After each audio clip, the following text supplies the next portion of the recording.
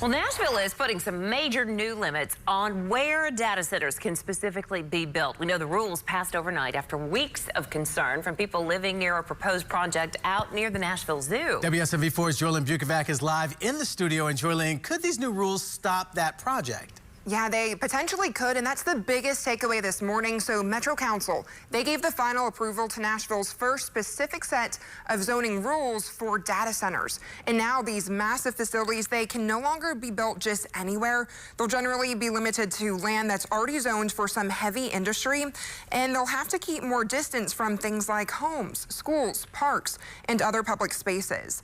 The rules also require nearby property owners and renters to be notified, along with more reporting on noise, water, and energy use as well. Neighbors that spoke out at the meeting supported those new protections, but some told the council members there that they still want leaders to go further.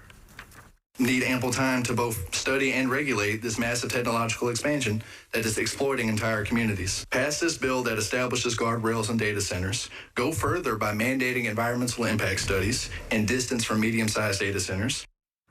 And the biggest question right now involves the proposed DC block data center. That's the one near the Nashville Zoo.